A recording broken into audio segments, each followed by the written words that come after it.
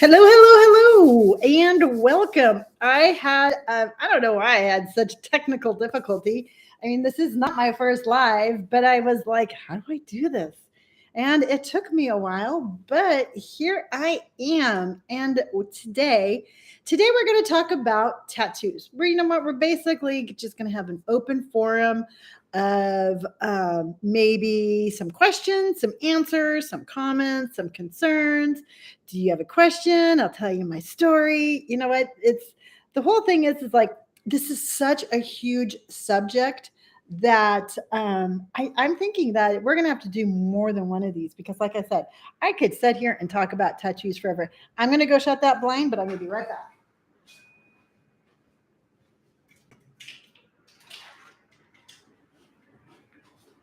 Gave you a chance to see my cute outfit. So we're gonna talk tattoos. And hello, Nicole.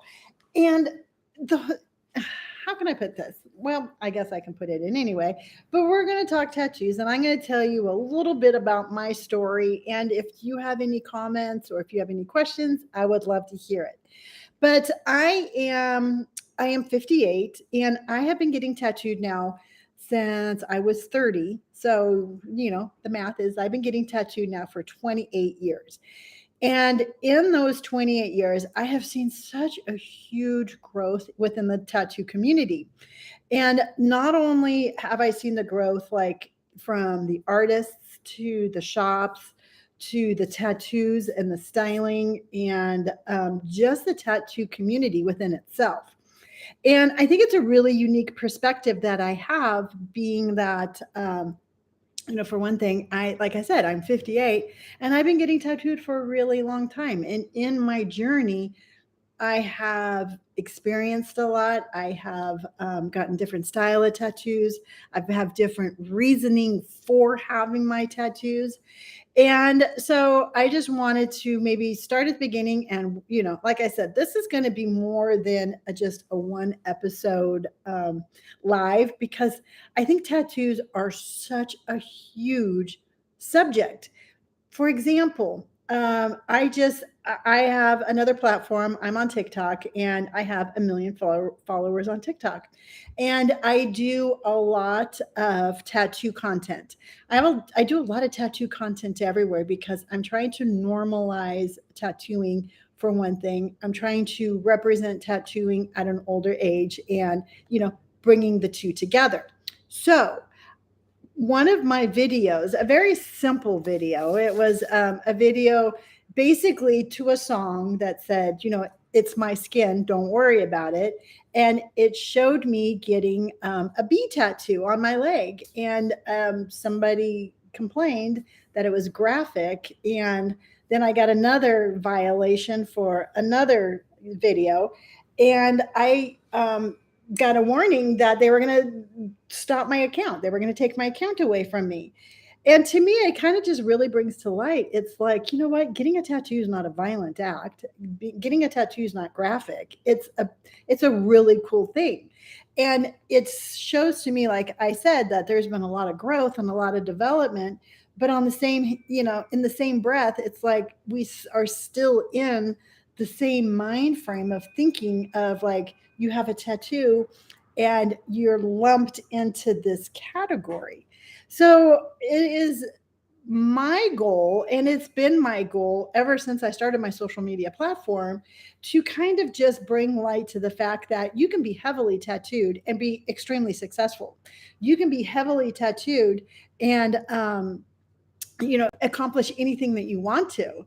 So that is the purpose of all of my tattoo content. And again, like I said, it's just really important for me to try to bridge that gap. So started getting my tattoo journey 28 years ago. I was 30 years old, and I was in a really bad marriage. There's just no way to put it. I was in a marriage where I felt like I wasn't myself. I felt trapped. And I was talking to my sister, and I'm like, hey, you know what? I'm thinking about getting a tattoo, because I wanted to feel alive. I wanted to feel in control over myself. I just wanted something to mark that occasion where I could be like, I never want to feel like that again. I never want to be in this situation again. So I mentioned to my sister, I'm like, hey, you know what? I think I want a tattoo. And she's like, oh my gosh, I think I want a tattoo also. So we actually went to go get our tattoos together.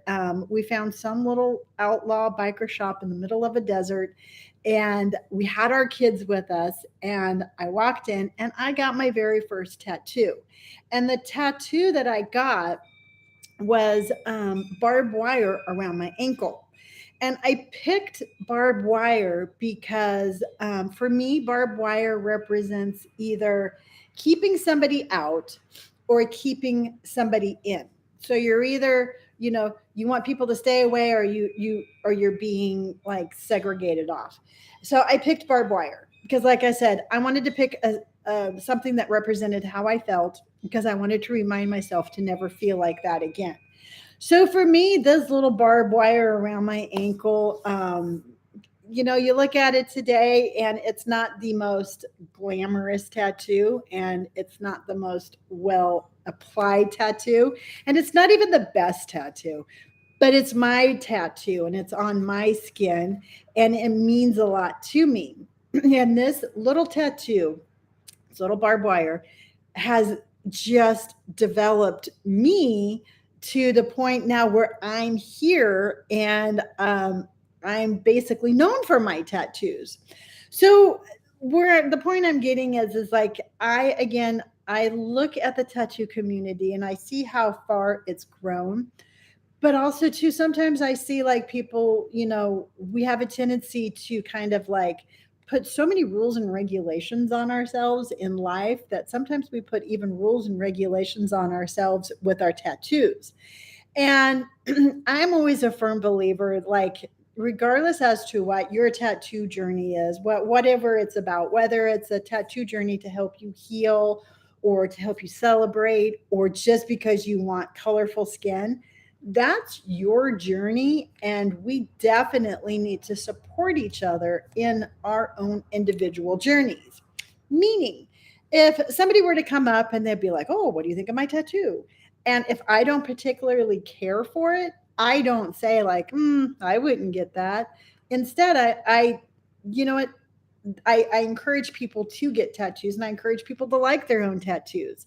So, like I said, we have so many rules and we have so many regulations, and we seem to be so divided. I personally think as a tattoo community, we should support each other for our individual journeys and try to just kind of look at each other like that. Now, I get a lot of questions about numbing cream. And I don't know if any of you out there have used numbing cream, but I don't use numbing cream, and I don't use numbing cream for personal reasons, and that's just because I don't. I like the experience of getting tattoos. I like that kind of weird, uncomfortable pain of getting a tattoo. It is part of the experience. I lived through that experience. I lived through that pain to have a beautiful reminder of whatever it is that I'm tattooing myself.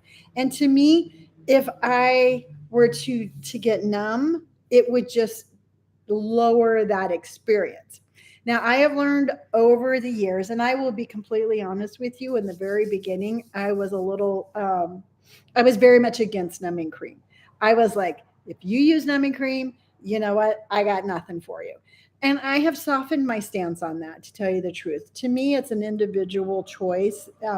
If you don't get the same enjoyment or the same experience out of getting the tattoo and the tattoo pain as I do, that doesn't make it right and it doesn't make it wrong. But I will tell you right now, from experience, if you do choose to use numbing cream, it is extremely important that you do talk to your artist and you let your artist know. I've had enough artists tell me that they need to just change up how they apply the tattoo if you're using numbing cream. So it doesn't benefit you at all to use numbing cream and to not tell your artist that you are using it. So Again, I'm not going to tell you to use it. I'm not going to tell you not to use it, but I am going to tell you a little piece of mother advice. If you do use it, tell your artist. And more importantly, I would tell your artist before your appointment. When you're booking your appointment, I would be like, hey, I am planning on using numbing cream. What are your suggestions? Do you have a brand that you recommend? How do you want me to apply it? You have to work together with your artist in order for you to have the best experience and to get the best tattoo. That's just, it's the right thing to do. And I know for a fact that sometimes talking to artists can be a little intimidating. I've been there, I've done that. I'm just very fortunate to be very good friends with my artists. But don't feel like you can't talk to them and don't feel like you can't communicate with them. You know, I recommend before any appointment, when you're setting the appointment, you know, ask them what to expect out of the appointment. How long do you think it's going to take? How much do you think it's going to cost? Um, is there anything that you want me to do before the appointment? Meaning, is it in an area that needs to be shaved? Does your artist want you to shave it, or does the artist want to be the one to shave you? I mean, there's questions that have to be asked. What kind of aftercare products do you recommend? All of these things should be discussed before you go in and sit down and get your tattoo. It's just, again, it's the best practice to ensure that you get the best tattoo that's going to last for decades to come. Now, if during this process at any time that you're talking to your artist and you're not getting the answer that you like, there's nothing wrong with finding an artist that you can communicate with so you can have these conversations. It's really important. And you know what? And I've learned over the years that not only is getting a good tattoo important. I mean, I think I'm very blessed. I think all of my tattoos are beautiful. But not only is getting a beautiful tattoo important, but your experience with your artist is as equally as important. Because I mean, the last thing you want to do is sit down and have a tattoo appointment with somebody who you don't connect with, or who you don't like, or maybe somebody who's making you feel uncomfortable. So make sure again that you go in, you have these conversations with these artists. Make sure that you have good communication. Make sure you like them. Make sure they do good work, and make sure you have all your prep work taken care of, and make sure that you have all your aftercare stuff taken care of. You have no idea how many times, and I am extremely guilty of this, but I will go to an appointment and I'll be sitting there and I'll be like, oh, Lenny, you don't have any soap at home, or you're out of lotion. And I've done it more than once. And then you have to stop at CVS, you have to get your stuff, but just try to be a little bit prepared going in. So then that way your aftercare is already taken care of and all of that good stuff. Um, Another thing that I have learned over the years is second skin. And when I say second skin, I'm talking about like Sanoderm products. And it's really amazing to me how emotional people get over these second skin products. If you use like a Sanoderm or something like that, other people will be like, "Oh, I never use that. You know what? I just rub some dirt on it and I go on, and I go on my merry way." Or if people use it and people are like, "Well, you know what? I just heal my tattoo the old-fashioned way." People are like, "Ugh, why do you do that? You're doing it wrong." So I never tell anybody how to heal their tattoo. I will just tell them, if you're thinking about doing it this way, here's my suggestions for that. Okay, RM says, I am planning to get a tattoo with my daughter. We're going to get the same tattoo that my son had, who just passed away. And I am so sorry about that. I will ask these questions. Thank you. Well, thank you very much. And first, my condolences for losing your son. Um, I think memorial tattoos like that are extremely healing and beautiful. My entire color arm is in memory of my loved ones who I've lost, my sister, my dad, my mom. So go in there and just enjoy the moment. But yes, ask all these questions. And real importantly, for the aftercare on something like that, you just want to make sure that you talk to your artist about the aftercare. Because I mean, we can have these beautiful tattoos and walk out of the tattoo shop and not take care of it properly, and it might not heal properly. So just make sure that you're in communication with them on that. And I think it's really beautiful that you're going with your daughter. So I think that's cool. And that's another reason, and that's another thing that I am such a loud advocate for tattoos, is because nobody knows anybody's journey.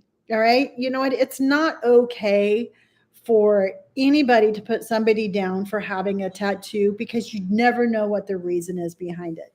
You know what? We're so fast to judge. We are so fast to be like, oh my gosh, she's got tattoos. There's got to be something wrong with her. Well, you know what? I'll tell you right now, there's definitely something wrong with me, but my tattoos have nothing to do with it. All right.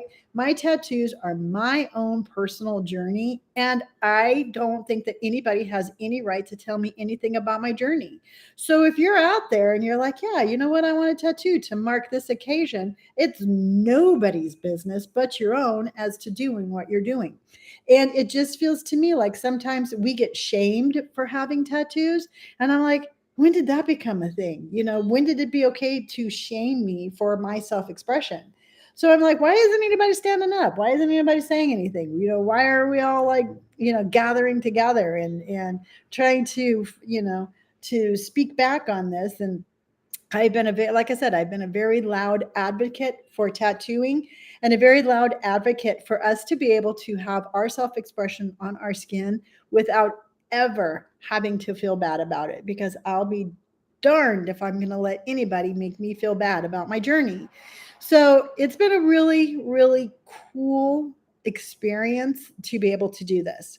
So now, if you use Sanoderm, we're going to get back to the old Sanoderm discussion. If you use Sanoderm, um, just make sure, I mean, go on Sanoderm's website. They have just questions and answers, and I guarantee you, you will find any question you have, you will find the answer on their website. There's a lot of misinformation going around, excuse me, there's a lot of misinformation going around about how to use second skin products. You know, it's like, oh, well, my artist put it on when I left the shop and I left it on for 7 days, and, this and this happened. And I'm like, well, that's not how you're supposed to use it. Or they'll be like, oh, I use Sanoderm and then this happened. And I'll be like, well, that's not how you're supposed to use it either. So if you use Sanoderm, I think Sanoderm or any second skin healing way is a really cool way to heal. And it also is a way to help cut down on infections and germs and all of that. But again, there's a lot of misinformation. So if you're going to use Sanoderm, talk to your artist and definitely visit their website and get the information directly from them, because what they are going to tell you is, regardless if your artist sends you home with the Sanoderm on or not, you will have to replace that Sanoderm. So if you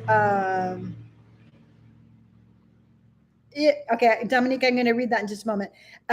If your artist leave, if whether or not you leave the shop with the Sanoderm or not, you have to take it off, wash it, dry it, and reapply a fresh Sanoderm the next day. And that's what you leave on for 5 days. Again, visit their website. They have a ton of information.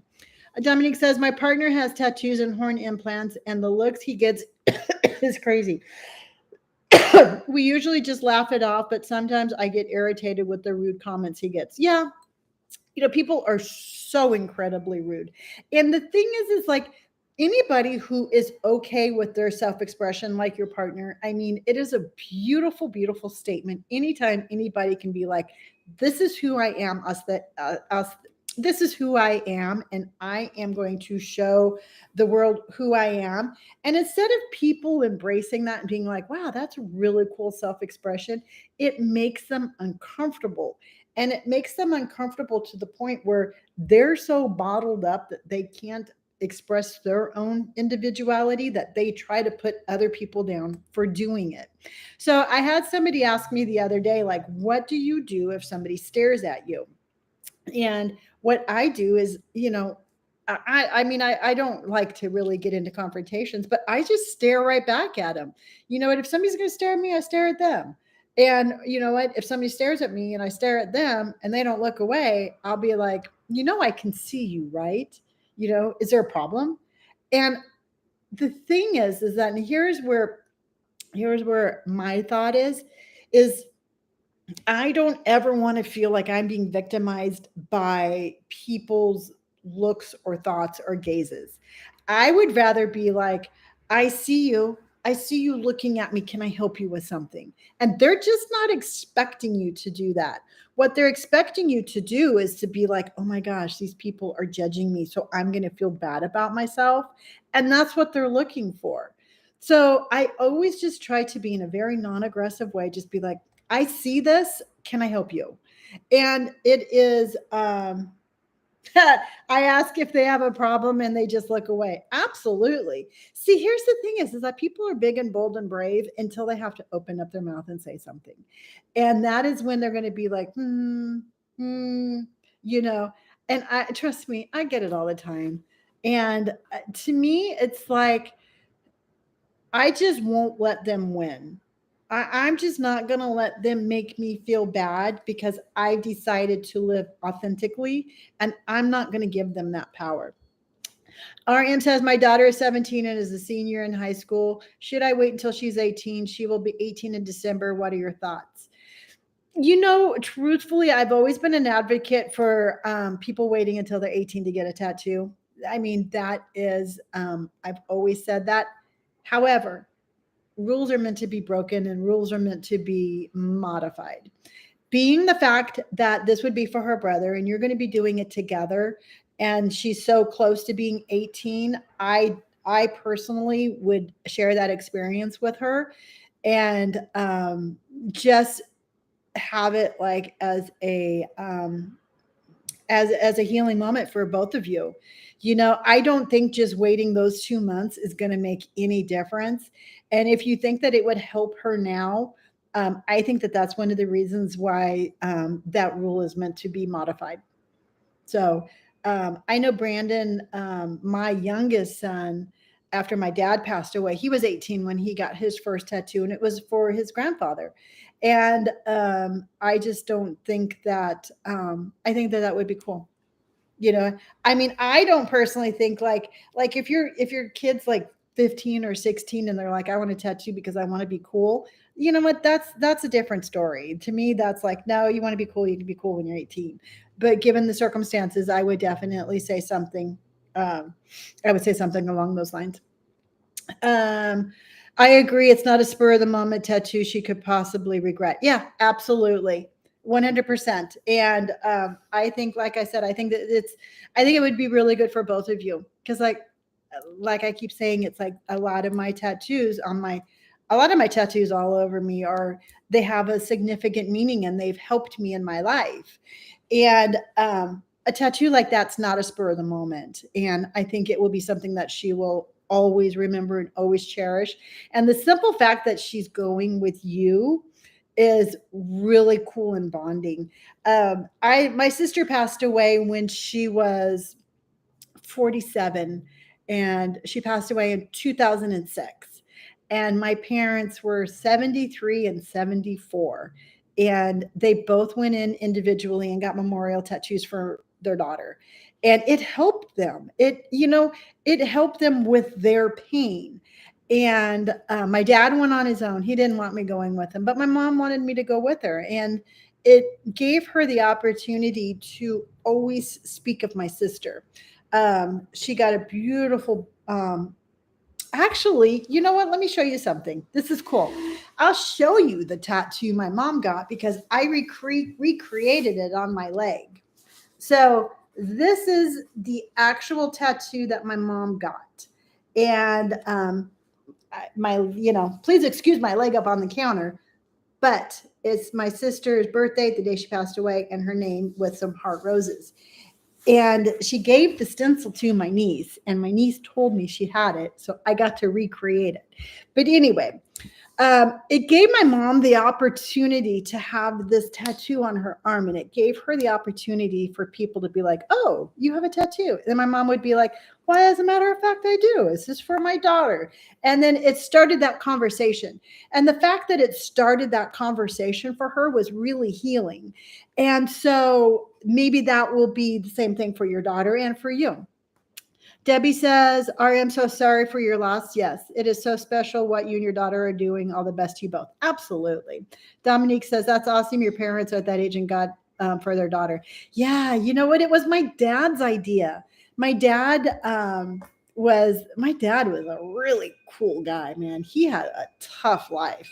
My dad grew up in an orphanage and just tough as nails. But when he lost my sister, it was always just me and my sister. When he lost my sister, it was like nothing, like nothing. It was hard to watch. And he's just like, yeah, no. He goes, I'm going to go get me a tattoo. Now, my dad was a farmer. And since he was a farmer, he was out in the sun all the time. And his skin was like alligator skin and tissue paper all rolled up and together. And he's like, I know my skin is damaged and I know it's not going to turn out very well. And I know I want this tattoo. So he had me actually call around town and ask some questions and find him a tattoo artist that felt confident that he could tattoo his skin. And I mean, it was not the most perfect tattoo by any means, but he was so proud of his tattoo. And it was really cool for him. And on a side note, I dated them. I dated that tattoo artist for many years. He was probably the last love of my life, and he was a good guy. So it is that. Yeah. So it is. There's so, and that's just the whole thing. And you know what? And truthfully, I am so digging this vibe right now. I love having these kind of discussions and having this forum where we can just come on here and we can talk and we can share stories and we can humanize the people behind tattoos. We can humanize people who do body modifications. Again, it is like, it is just so beautiful to just accept everybody for their own story that I like this. I'm really digging this, and this is what I look like when I'm in a happy spot. So I'm really I'm really pleased with this. So yes, I got my first tattoo when I was 30, and I never stopped. And I got my ankle, and then I got my lower back, and I refuse 100% refuse to call it any other thing than a lower back tattoo, because I'm not going to be stigmatized by what tattoo I get or where I put it. And y'all know what I'm saying without saying it. So I got my lower back done. Then I got my stomach done, which is a tattoo that y'all don't see very often. I do have my stomach tattooed. That was painful. And then I went ankle, back, stomach, and then I started on my sleeve. And I started on my sleeve, and with everybody who passed in my life, my full sleeve developed. Beard of Horror says, just got a tribute tattoo from my friend that passed. It is truly healing process. Absolutely. And here again is one of the reasons, and probably the most significant reason, that when I started my social media platform, I wanted to have this discussion. I wanted to be like, it's not okay to think a FedEx truck is like turning around in my driveway for some unknown reason. But it is not okay for anybody to judge anybody for their tattoos, because you don't know the journey behind it. Let's see here. I also have 3 memorial tattoos, and this is I might be pronouncing your name wrong, and I am so sorry, but Eileen D. Wild says, I have 3 memorial tattoos. They are indeed very helpful in my healing process. Absolutely. Dominique says, as a 26-year-old, I want to say thank you for helping others, myself included, on being more confident no matter age. Absolutely. And you know what? And it is such a cool honor and it is such a cool blessing to be able to be like, you know what? I got a story. I got a life story that's not pretty. It hasn't been happy in very many chapters of my life, but I am in a spot where if I can share my story, I can help others.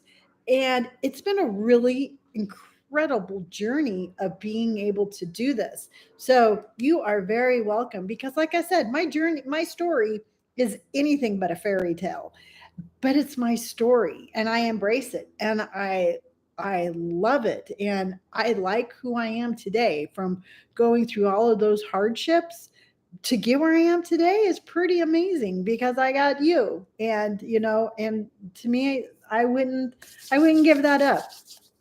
Mimi C says, "Hey, hello." So again, you know what? And like I said, and I've said this before, we get judged so often by so many things. Our age, our gender, our weight, our what we look like, what we wear. That I personally think that the last thing we need to do. Oh, why'd you come around like that? Why are you being all sneaky? No, because you're doing your own. I want to throw my pokey. You want to throw your I pokey? wanted to throw away my pokey. Oh. That's already back. Would you like to say hello to YouTube? This is my son. Hello, YouTube. He has tattoos. I do. Do you want to say anything? Do you have any wisdom of tattoos you would like to share? Sometimes they hurt. We're all having deep conversations about memorial tattoos, and all of a sudden you're like, "Yeah, they hurt." Yeah, but I'm not wrong. No, you are not wrong. Do you want to show them your? I think that one's really cool. Which one? Your arm tattoos. So, well, you got to show them the whole thing. Which one? That one? See, that one is. I think that one's cool. Yeah, got this one. This is my favorite butcher shop in South Africa. Yeah. And then that's a face. That's an arm. That's a scorpion. Yeah. So, as a proud mother, this. Oh, look at Dominique says, "Hi, Bert." Hi, Dominique. Yeah. Apparently, they know that you're Bert. I'm a very birdie guy. He is I a know very Dominique birdie. from Instagram and TikTok. And stuff. Oh, you do? Yeah. Would you talk to them so I could go blow my nose? Okay. Maybe I can fill in. What was the last thing you talked about? Memorial tattoos, about just how they help heal. So memorial tattoos help you heal, and oh my gosh, I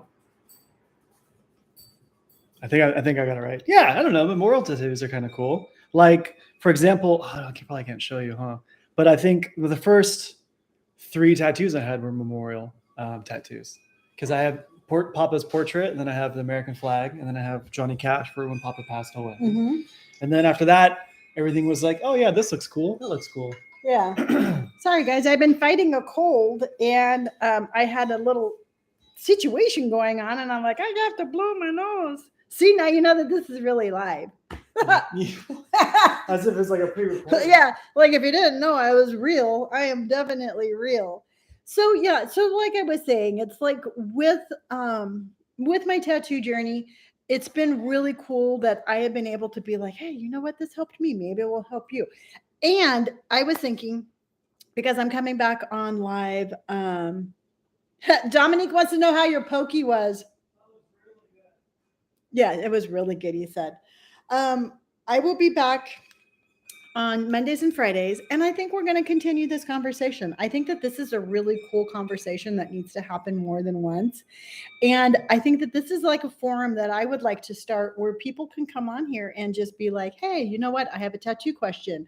Or, you know what? Somebody said this to me, or I got this tattoo and somebody made me feel like this, or I'm getting a first tattoo. Do you have any suggestions? And I would really like to keep this up. I would like to keep this conversation up on this platform. So then that way we just have some place to just come in and chillax and to talk to each other about tattoos. And like I said, I've been doing this for a really long time, and not that I am some tattoo guru specialist, but there's not very many places that Oh, there's not many places that I have not been tattooed at. So I'm only asking because he says that that's what he has for lunch on the podcast. Yeah. You know what? He goes to this pokey place so much they know his order. So he walks in, they're like, yeah, a scoop of this, a scoop of that, and a scoop of this. So if nothing else, Robert is consistent. So we will call it that. So, all right, I am done for today. I will be back Friday. I will be just about the same time. I might try to do it a little bit earlier just to catch people at different time frames at different parts of the world. But we are going to continue our conversation of talking about tattoos on Friday. I appreciate everybody who was on here and who gave comments. This has been the most exciting and interactive live I've had on here. So I feel good. I'm like, yes, tattoo people are just awesome. And I think we are awesome. So I will be back on Friday. I love you all. Have a great week. And remember, if you want a tattoo, get a tattoo. Don't let people ever put you down or look at you weird or make you feel bad about yourself. So I just remember, I love you. And I'm like, yes, just do it. So I will see you all on Friday.